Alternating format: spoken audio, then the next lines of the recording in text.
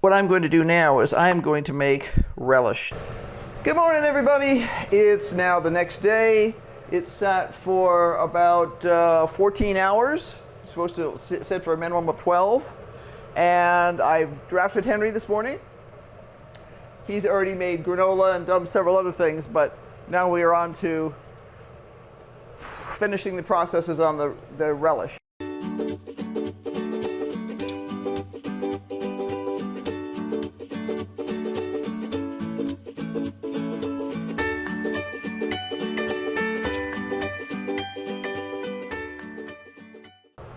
This is a water bath canned relish, and in that instance what that means is your jars need to be sterile. So we've been boiling the jars in there. They're really good and hot. Jars are sterile. He's going to start loading it, and we're just going to continue the process across. My water is heating here for the water bath canner. I've got lids there that are already warm, not hot. They don't recommend you boil them anymore, but they're all wet and ready to go.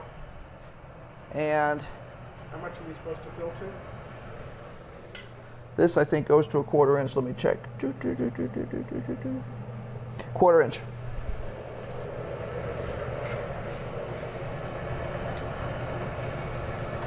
This will be a bit more of a challenge than some of the other things we do, because you basically have to stuff it with the dry stuff first.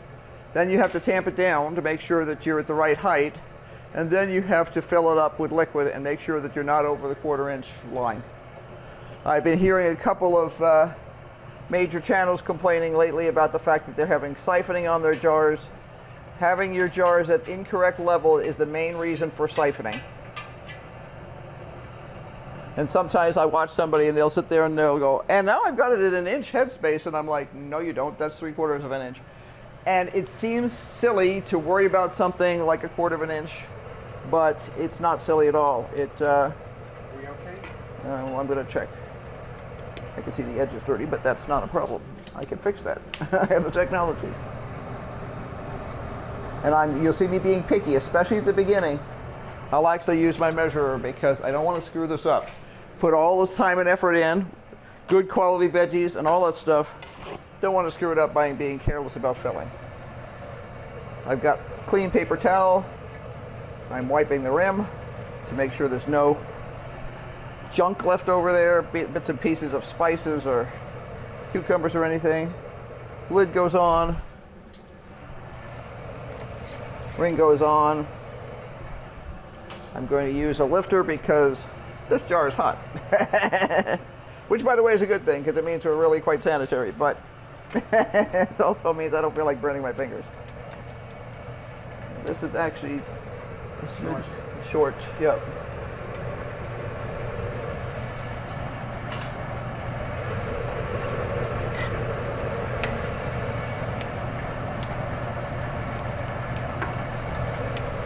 And I think it's worth fussing around with this kind of stuff, because this stuff will last for years if you take good care of it. One of my jobs this week is going to be to move around my storage in the pantry again, because I'm now officially short on storage. We've put up enough tomatoes this year so far, tomato sauce, that I'm now officially short on my storage space. That's a good thing. I'll take that. It's definitely a good thing. But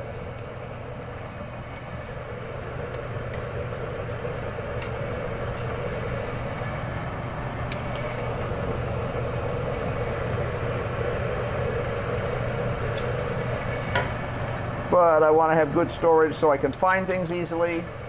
Everything goes in labeled, so there's no question about what's something in a jar. There's nothing like looking at a jar and goes, well, that could either be this, that, or the other thing.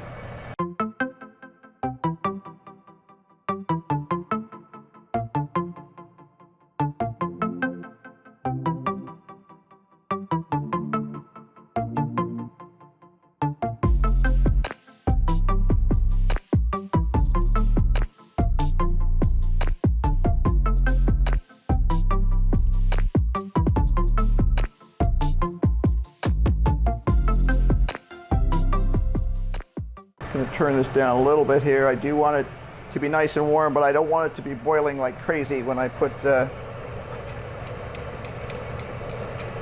jars in there. The jars are hot. What we're trying to do is avoid any kind of thermal shock.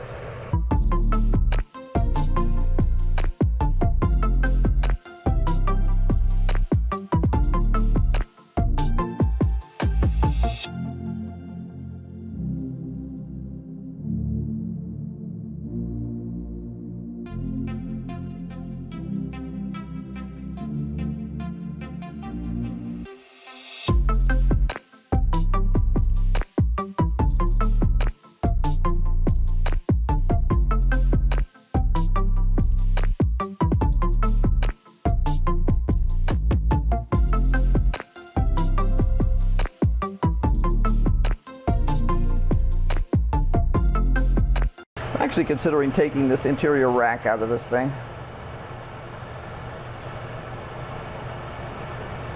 I think it causes more trouble than it's useful. It works really great with pints, but I think it makes a mess with cups. And I have a bottom rack in here. I tried to get a different interior rack, and they've always been out of them when I've gone to get them.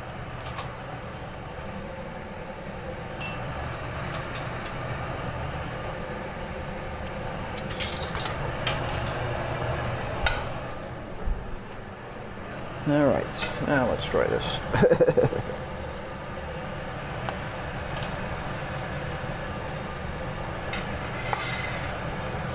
So, do you like it? Very good. Cool.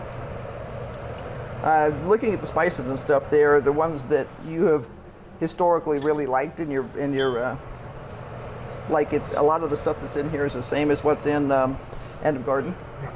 In the summer? End of Summer, sorry. Yeah. No, it's actually End of Garden.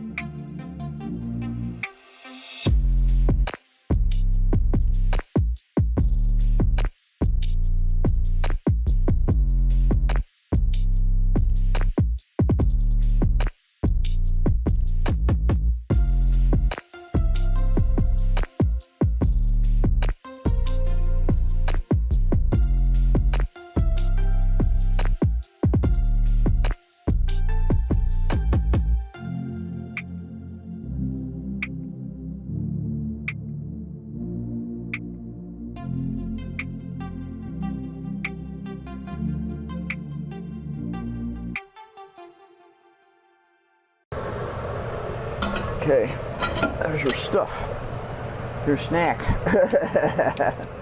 See, Henry gets the payoff for helping. He gets to eat the ends. We have 11 jars. I need to measure that.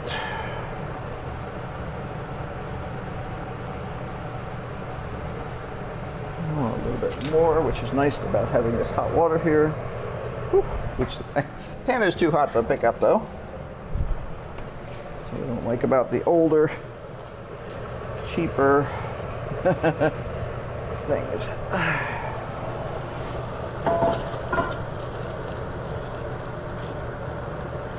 That's one of the nice things about always having hot water on the stove like this. If you decide you need an extra little bit of hot water in your canner, you're working with boiling water, you don't have to worry about thermal shocking your jars. Okay, this guy is ready to go. Put the lid on, raise up the temperature just a smidge. As soon as it's boiling completely, hit the timer, which is already set for 10 minutes. Normal processing time for this is 10 minutes for pints. We're using cups, but nobody gives cups in terms of processing temperatures. So we'll just use that, plus because of our altitude, we have to add another 10 minutes. So it'll be 20 minutes total. Timer is already preset for that.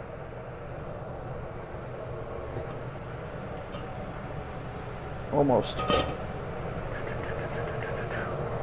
And then it's just cleanup time.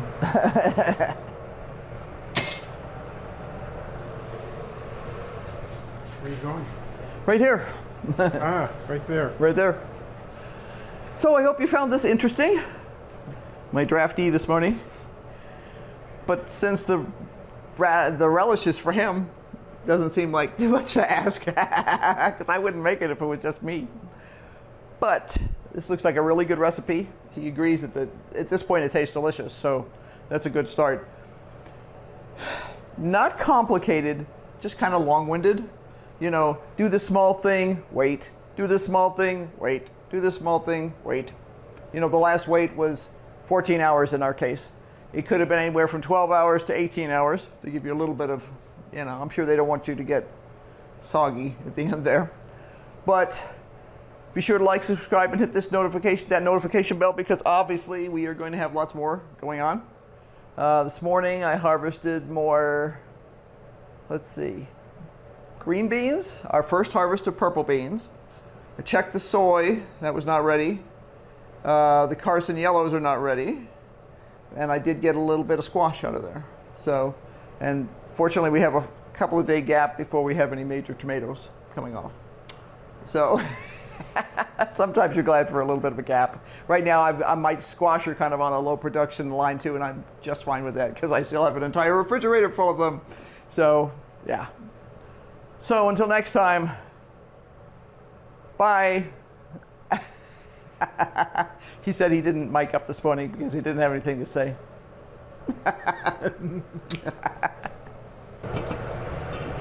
Okay, we're boiling. There we go.